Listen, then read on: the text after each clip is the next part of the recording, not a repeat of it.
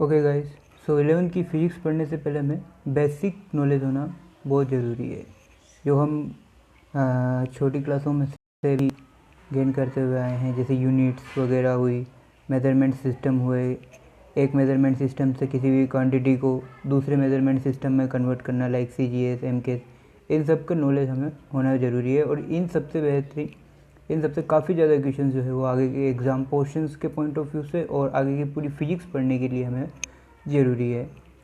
सो इसीलिए physics 11th की पूरी फिजिक्स या 12th फिजिक्स स्टार्ट करने से पहले हम एक चैप्टर पढ़ते हैं यूनिट्स एंड मेजरमेंट के नाम से, जिसमें हमें आगे के आने वाले जो पोर्शंस हैं उनमें किस तरीके से हम यूनिट्स का यूज़ करेंगे, किस तरीके से हम मेज़रमेंट करेंगे फिज़िकल क्वांटिटीज़ का, या किस तरीके से आगे उनकी डायमेंशंस को हम शो करेंगे, उसके बारे में हमें यहाँ पर नॉलेज देना पड़ेगा। तो बेसिकली ये यूनिट्स और मेज़रमेंट सिस्टम हम पढ़े हैं, उससे पहले हमें थोड़ा सा और बेसिक नॉलेज और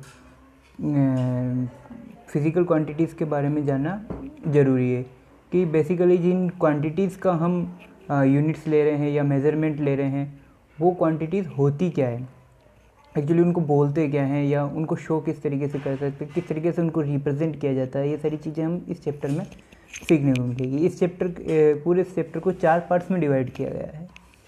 पहला है आपकी यूनिट्स एंड मेजरमेंट सिस्टम, जिसमें हम यूनिट के बारे में सीखेंगे, मेजरमेंट सिस्टम्स के बारे में सीखेंगे, कितने तरीके के मेजरमेंट सिस्टम्स होते हैं, किस तरीके से एक मेजरमेंट सिस्टम से दूसरे मेजरमेंट सिस्टम में क्वांटिटी को कन्वर्ट किया जा सकता है। The second one is dimensions, किस तरीके से एक फिजिकल क्वांटिटीज़ की डायमेंशंस लिखी जाती है, या किस तरीके से डायमेंशंस की हेल्प से सेवरल टाइप्स ऑफ फॉर्मूलाज हम डिराइव कर सकते हैं। Third one is significant number, और the last and fourth one is errors. तो सबसे पहले बेसिकली हम पहला टॉपिक स्टार्ट करते हैं, एक से जिसकी प्रैक्टिस शीट मैंने आपको ग्रुप में डिवाइड कर दी है। तो द टॉपिक है units and measurement system. Units and measurement system को स्टार्ट करने से पहले हमें थोड़ा सा बेसिक नॉलेज हो फिजिकल क्वांटिटी या केमिकल क्वांटिटीज़ होती क्या चीज़ है। फिजिकल क्वांटिटीज़ और केमिकल क्वांटिटीज़ होती क्या चीज़ है। तो दो तरीके की क्वांटिटीज़ हम पढ़ते हैं। एक होती है केमिकल क्वांटिटीज़, ये पूरी फिजिक्स में हमें या केमिस्ट्री में हमें देखने को मिलेगी। एक होती है फिज़िकल क्वांटिटीज़। दो तरीके की क्वांटिटीज़ होती है, कोई केमिकल क्वांटिटीज़ और एक फिज़िकल क्वांटिटीज़। केमिकल क्वांटिटीज़ और फिज़िकल क्वांटिटीज़ में क्या डिफरेंस है? हम हमारी फिजिक्स में जितनी भी क्वांटिटीज़ पढ़ते हैं वो सारी क्वांटिटीज़ लगभग मोस्टली हम फिज़िकल क्वांटिटीज़ पढ़ते हैं, और जो केमिस्ट्री में आप क्वांटिटीज़ पढ़ने जा रहे हो या पढ़ोगे आगे, उसको बोलते हैं हम केमिकल क्वांटिटीज़। केमिकल क्वांटिटी और फिज़िकल क्वांटिटीज़ में डिफरेंस क्या है? केमिकल क्वांटिटीज़ जो है तरीके की क्वांटिटी जो किसी भी ऑब्जेक्ट या किसी भी बॉडी के केमिकल प्रॉपर्टीज़ को शो करती है। लाइक अगर मैं किसी मार्कर पेन की बात करूँ तो उसकी जो इंक है वो उसकी केमिकल क्वांटिटीज़ को शो करेगी, उसके जो कंपाउंड्स हैं, उसके जो केमिकल कंपाउंड्स हैं, या उसका जो कोऑर्डिनेशंस हैं, जिन भी केमिकल से मिलकर वो बनी हुई है, तो वो जो क्वांटिटी जो शो करेगी वो क्या करेगी, उस इंक की या उस मार्कर पेन की केमिकल क्वांटिटीज़ को शो करेगी। कौन से केमिकल से वो बना है, कौन से मटेरियल से वो बना है, किस क्वांटिटीज़ में वो केमिकल लिया हुआ है, इस तरीके से। सिमिलरली इसके अपोजिट अगर मैं बात करूँ तो जो फिजिकल क्वांटिटीज़ है,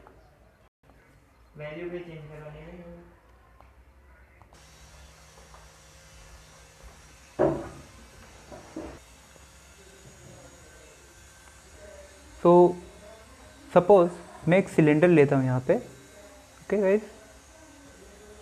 अब इस सिलेंडर की मेरे को फिज़िकल प्रॉपर्टीज़ बतानी, तो फिज़िकल प्रॉपर्टीज़ बताने के लिए मेरे को क्या करना पड़ेगा, लाइक कौन सी फिज़िकल प्रॉपर्टीज़? सर इसकी लेंथ, सर इसका मास, कि कितना मास है इसका, इसकी लेंथ है। एक सिलेंडर है तो इसका ये वॉल्यूम भी कुछ ऑक्यूपाई करेगा, ये कुछ एरिया भी ऑक्यूपाई करेगा। तो ये सारी जो चारों पांचों क्वांटिटीज़ है, ये क्या शो कर रही है? सिलेंडर की फिजिकल प्रॉपर्टीज़ को शो कर रही है। किसको शो कर रही है? इसकी फिजिकल प्रॉपर्टीज़ को शो कर रही है। और इन सब क्वांटिटीज़ को मेज़र करने के लिए मेरे को एक एक्सटर्नल इंस्ट्रूमेंट की ज़रूरत पड़ेगी, लाइक स्केल, लाइक मेज़रमेंट मास मेज़रमेंट करने के लिए कोई मेरे को इंस्ट्रूमेंट ज़रूरत पड़ेगा। ये तो सारी क्वांटिटीज़ हैं फिजिकल क्वांटिटी, यानी कि फिजिकल क्वांटिटीज़ की फॉर्म में किसी भी ऑब्जेक्ट को आराम से रिप्रेजेंट कर सकता हूँ।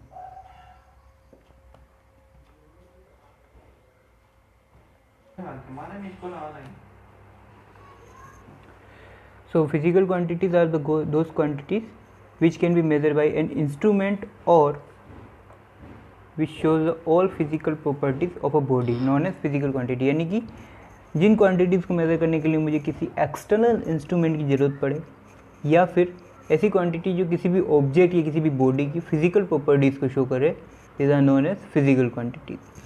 अगर फिजिकल क्वांटिटीज़ की क्लासिफिकेशन की बात करूँ तो मेरे को फिजिकल क्वांटिटीज़ को दो पार्ट्स में डिवाइड किया गया है। The next one is fundamental and the last is derived quantities. Fundamental and derived में डिफरेंस क्या है कि बेसिकली 7 क्वांटिटीज़ को मैंने यहाँ पर हमारे यहाँ पर फिजिकल क्वांटिटीज़ में फंडामेंटल क्वांटिटीज़ की कैटेगरी में रखा गया है। ये वो कैटेगरी, फंडामेंटल क्वांटिटीज़ वो कैटेगरी है जिसकी हेल्प से मैं अदर फिजिकल क्वांटिटीज़ को आराम से डिराइव कर सकता हूँ। और 7 फिजिकल क्वांटिटी ऐसी रखी गई है जिनकी बेसिस पे मैं किसी भी ऑब्जेक्ट की फिजिकल प्रॉपर्टीज़ को इजीली शो कर सकता हूँ। जो 7 फिजिकल क्वांटिटीज़ हैं वो हैं time, mass, length, electric current, thermodynamic temperature, amount of substance और ल्यूमिनस इंटेंसिटी। ओके, सो डिराइव्ड क्वांटिटीज़ जो है ऐसी क्वांटिटीज़ जो फंडामेंटल क्वांटिटीज़ से डिराइव की जा सके, जैसे स्पीड, फोर्स, एक्सीलरेशन। इसको एक एग्जांपल से समझते हैं कि स्पीड का फॉर्मूला क्या होता है। Speed is equal to distance upon time. अब टाइम भी फंडामेंटल क्वांटिटीज़ है और डिस्टेंस भी फंडामेंटल क्वांटिटी। डिस्टेंस कैसे फंडामेंटल? डिस्टेंस को मैं एक लेंथ मान सकता हूँ। डिस्टेंस को क्या मान सकते हैं? Length is equal to distance आराम से। कि डिस्टेंस को मेज़र करने के लिए डिस्टेंस को मेज़र करूँ या कोई दो पॉइंट्स के बीच की लेंथ मेज़र करूँ, बात सेम है। इसलिए लेंथ या डिस्टेंस भी एक फंडामेंटल क्वांटिटी होगी, टाइम भी एक फंडामेंटल क्वांटिटीज़ होगी। तो इन दोनों फंडामेंटल क्वांटिटीज़ की हेल्प से मैंने तीसरी फिजिकल क्वांटिटीज़ बनाई, उसका नाम है speed. That's why speed is an derived physical quantity. Similarly एक कैटेगरी और रखी गई है, सप्लीमेंट्री क्वांटिटी। सप्लीमेंट्री क्वांटिटी ज़्यादा कोई बेसिकली बुक्स में दिया नहीं गए, लेकिन सप्लीमेंट्री क्वांटिटी जो है वो प्लेन एंगल या सॉलिड एंगल की जो कैटेगरी है जो हैं उनको सप्लीमेंट्री की कैटेगरी में रखा गया है। प्लेन एंगल मतलब जो आप रेडियन में मेज़र करते हो, लाइक इस तरीके के angle, theta is equal to 30 degree, या इसको रेडियन में मेज़र करूँ तो theta is equal to π/6 radian. Okay, so ये जो क्वांटिटीज़ है इनको बोलते हैं प्लेन एंगल। ये जो एंगल है प्लेन एंगल। सॉलिड एंगल क्या चीज़ होती है? सॉलिड एंगल का सबसे बेस्ट एग्जांपल है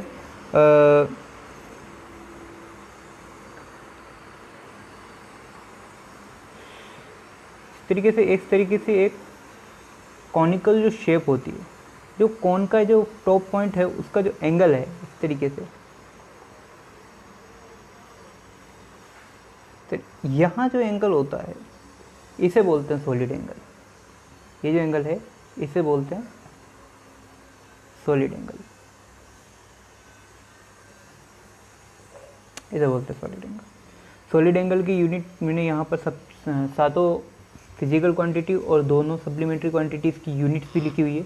जैसे लेंथ को हम मीटर में मेज़र करते हैं मोस्टली, टाइम को सेकंड, मास को किलोग्राम, इलेक्ट्रिक करंट को एम्पियर, थर्मोडायनेमिक टेम्परेचर को kelvin, amount of substance is mole, जो आप केमिस्ट्री में ज़्यादा पढ़ते हो, luminous intensity candela, solid angle stadium, plane angle radian.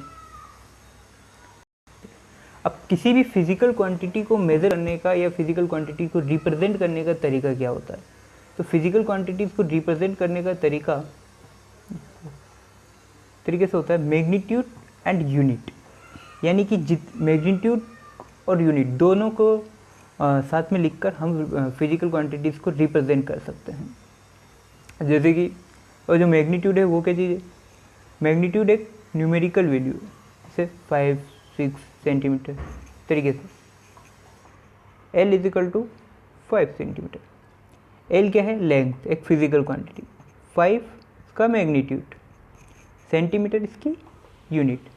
तो बिना यूनिट के आपको ये नहीं पता चलेगा कि कौन सी फिजिकल क्वांटिटीज़ को यहाँ पर रिप्रेजेंट किया जा सकता है। लाइक इसका एक एग्जांपल लेके समझते हैं।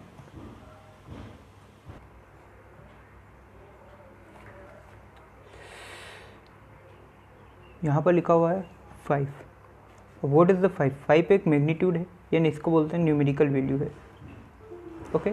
लेकिन 5 है क्या चीज़, लेंथ है, मास है, स्पीड है, क्या है? यानी कि इसको शो करने के लिए, किसी पर्टिकुलर फिजिकल क्वांटिटीज़ के लिए शो किए, उसके लिए मुझे यहाँ पर एक यूनिट लिखनी पड़ेगी। सो ओके गाइज, यहाँ पर मैंने आपको कुछ एग्जांपल दिए हुए हैं। लाइक स्पीड का हम सोल्व कर चुके हैं, एक्सेलरेशन, स्पीड। अब स्पीड और एक्सीलरेशन दोनों की आपको यूनिट फाइंड आउट करनी है। तो इन दोनों की यूनिट फाइंड आउट करने करनी है। सबसे पहले किसी भी ऑब्जेक्ट की अगर आपको किसी भी फिजिकल क्वांटिटीज़ की आपको यूनिट फाइंड आउट करनी है, तो सबसे पहले आपको उसका फॉर्मूला याद होना चाहिए। जैसे स्पीड, अब स्पीड की यूनिट आप अभी तक पढ़ते हुए आए हो, मीटर पर सेकेंड, बट और आई कहाँ से, उसका यहाँ से हम डिराइव करते हैं। तो बेसिकली हमें स्पीड का फॉर्मूला पता होना चाहिए, और वो हमें पता है speed = distance upon time. Speed = distance upon time, ये मुझे यहाँ पर आराम से फॉर्मूला पता है, ठीक है। अब डिस्टेंस की यूनिट क्या है, मीटर, टाइम की यूनिट क्या है, सेकंड। तो जैसे ही फॉर्मूले में डिस्टेंस अपॉन टाइम मेंशन है, उसी तरीके से मेरे को उनके साथ साथ यूनिट को मेंशन कर देना। तो स्पीड = मीटर अपॉन सेकंड। और अगर इसको और शॉर्ट में लिखा जाए तो यूनिट ऑफ स्पीड और वेलोसिटी मीटर पर सेकंड, इसको पढ़ते हैं मीटर पर सेकंड। सिमिलरली अब एक्सेलरेशन का फॉर्मूला आपने 9th स्टैंडर्ड में पढ़ा है, वेलोसिटी अपॉन टाइम, इस तरीके से, ठीक है। तो अब एक्सेलरेशन की यूनिट निकालनी, इसका मतलब मेरे को यूनिट वेलोसिटी की पता होनी चाहिए, यूनिट मेरे को टाइम की पता होना चाहिए। और मेरे को पता है कि टाइम जो है एक फंडामेंटल क्वांटिटी है, और उसको मैं सेकंड में मेज़र करता हूँ। सिमिलरली जो वेलोसिटी है उसको मैं काय में मेज़र करता हूँ, मीटर पर सेकंड में, जैसे मैंने ऊपर अभी निकाला है। यानी कि ये भी एक डिराइव्ड क्वांटिटी है जो मैंने अभी फाइंड आउट कर लिया। तो अब वेलोसिटी की जगह मैं क्या रखूँगा, मीटर पर सेकंड, और टाइम की जगह मैं क्या रखूँगा, सेकंड। तो जो मेरा फॉर्मूला बनेगा एक्सेलरेशन के लिए वो इस तरीके से बनेगा, मीटर पर second divided by second. So metre upon second नीचे आएगा तो सेकंड का स्क्वायर। तो जो एक्सेलरेशन की यूनिट आएगी वो क्या आएगी, मीटर पर सेकंड स्क्वायर। अब सिमिलरली मैं फोर्स की यूनिट निकालना है, मुझे क्या की यूनिट निकालनी है, फोर्स की यूनिट निकालनी है। तो फोर्स का formula F = mass into acceleration, F = mass into acceleration. अब इसके लिए मेरे को मास की क्वांटिटी यूनिट पता होनी चाहिए, एक्सेलरेशन की भी यूनिट पता होनी चाहिए। सो मास की यूनिट सर किलोग्राम। क्यों, कैसे पता, ये एक फंडामेंटल क्वांटिटीज़ है और इसकी यूनिट भी फिक्स है, किलोग्राम, ओके। एक्सेलरेशन की मीटर पर सेकंड स्क्वायर, ठीक है। तो फोर्स की जो यूनिट है वो क्या होगी, किलोग्राम मीटर पर सेकंड। लेकिन सर हम फोर्स को तो न्यूटन में मेजर करते हैं। तो इस पूरी क्वांटिटीज़ को, फोर्स को डिफाइन किया गया था सबसे पहले न्यूटन ने। तो उनके रेस्पेक्ट में हम इस पूरी क्वांटिटीज़ को कैपिटल N से शो करते हैं। बाकी अगर इसको डिराइव किया गया तो इसकी यूनिट तो यही आई, किलोग्राम मीटर पर सेकंड स्क्वायर। बट न्यूटन को रेस्पेक्ट देने के लिए हमने इस फोर्स की यूनिट को ही न्यूटन बोल दिया, ओके। तरीके से आपको फोर्स की यूनिट, वैसे तो मैंने इसमें लिखा हुआ है कि ट्राई फोर्स, यानी कि फोर्स की आपको खुद को सेल्फ ट्राई करनी थी, बट कोई बात नहीं, आगे और भी आपको एग्जांपल दिए जाएंगे। अब मेज़रमेंट सिस्टम वही जिसकी मैं अभी स्टार्टिंग में बात कर चुका हूँ। मेज़रमेंट सिस्टम मतलब 4 तरीके के सिस्टम है। बेसिकली हम 3 टाइप फॉलो करते हैं, जैसे FAS, CGS, MCAS। अलग अलग कंट्रीज़ में अलग अलग सिस्टम फॉलो करते हैं। अपने इंडिया में मोस्टली हम MCAS सिस्टम मेज़र करते हैं। हम कभी कभी FPS भी मेज़र करते हैं, यानी कि जो प्लॉट वगैरह हैं इन सब के एरियाज़, प्लॉट की साइजेज़, ये सब हम फुट में मेज़र करते हैं। तो वहाँ पर हम FPS सिस्टम यूज़ करते हैं। और जब हम जो बेसिक फिजिक्स पढ़ते हैं या कोई अदर सब्जेक्ट पढ़ते हैं, वहाँ की जो क्वांटिटीज़, फिजिकल क्वांटिटीज़ है, केमिकल क्वांटिटीज़ हैं, उनके लिए हम MKS सिस्टम फॉलो करते हैं। बेसिकली तीनों चारों सिस्टम है क्या, उसके बारे में यहाँ पर बात की है। FPS मतलब foot pound second. That means यहाँ पर अगर FPS सिस्टम यूज़ कर रहे हो तो जो आप लेंथ मेज़र करोगे वो फुट में, मास मेज़र करोगे वो पाउंड में, और टाइम मेज़र करोगे वो सेकेंड में मेज़र करोगे हमेशा।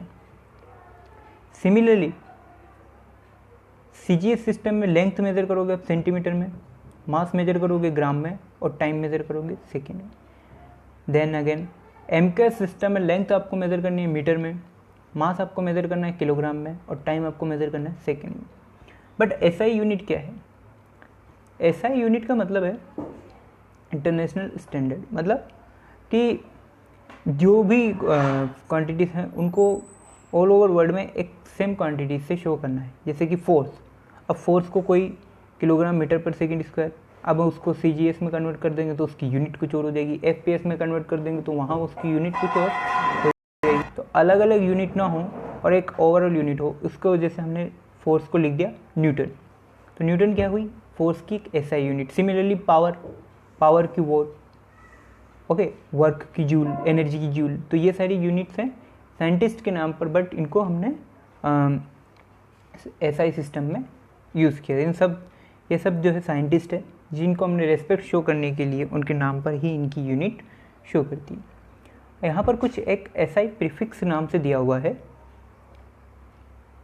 SI प्रीफिक्स मतलब क्वांटिटीज़ के अगर पावर में लिखे हुए हैं तो उनको कैसे लिखना है। जैसे 10 की पावर 18 लिखा हुआ है तो उसकी क्वांटिटीज़ क्या गए? हेक्सा, 10 की पावर 15 तो पीटा, 10 की पावर 12 तो टेरा। इस तरीके से माइक्रो सेंटीमीटर लिखा हुआ है कहीं। यानी कि जैसे मैं बात करता हूँ इसकी माइक्रो 10 की पावर -6, ये जो एरो लगा हुआ है ये पावर के लिए है। सपोज 2 × 10 की पावर -6 लिखा हुआ है और पीछे लिखा हुआ सेंटीमीटर, तो मैं इसको क्या पढ़ूंगा? 2 × 10 की पावर -6 सेंटीमीटर नहीं, मैं इसको ऐसे भी पढ़ सकता हूँ 2 माइक्रो सेंटीमीटर। इसको शॉर्ट में क्या पढ़ सकता हूँ? 2 माइक्रो सेंटीमीटर। सिमिलरली कहीं पर मैंने लिखा हुआ है 2 × 10 की पावर -15, ओके, सेंटीमीटर। तो अब मैं इसको 2 × 10 की पावर -15 सेंटीमीटर पढ़ने की जगह 2 पिको सेंटीमीटर पढ़ता हूँ, ओके। तो इस तरीके से इन क्वांटिटीज़ को पढ़ने के लिए हमने इस तरीके की क्वांटिटीज लगाई, ओके। जैसे यहाँ पर लिखा हुआ है 10 की पावर 3 किलो, ये लिखा हुआ है यहाँ पर 10 की पावर 3 किलोग्राम। अब सपोज मेरे पास 2 × 10 की पावर 3 ग्राम लिखा हुआ है, तो मैं इसको इससे थोड़ी पढ़ूंगा कि 2 × 10 की पावर 3 ग्राम। मैं इसको क्या पढ़ूँ? 2 किलोग्राम, 2 किलोग्राम, इस तरीके से, ओके। नेक्स्ट यहाँ पर कुछ एग्जांपल दिए हुए हैं, जैसे 250 सेंटीमीटर को किलोमीटर्स में कन्वर्ट करो, तो बेसिकली हम आराम से कर सकते हैं। क्योंकि 1 से मुझे पता है कि 100 सेंटीमीटर में 1 मीटर होता है, फिर 1000 मीटर में 1 किलोमीटर होता है। इस तरीके से ये एक एक्सरसाइज है जो आपको सोल्व करनी है सॉरी। और इन सबके हिंट मैंने आपको दिए हुए हैं। क्वेश्चन नंबर 16 में different types of physical quantities है जो आपने नहीं पढ़ी है अभी तक। उनके लिए मैं आपके यहाँ पर फॉर्मूला लिखे हुए हैं, आप इनको गूगल कर सकते हो या फॉर्मूलाज को, ओके। फिर आप उसकी यूनिट ड्राइव करो सेल्फ से, ओके।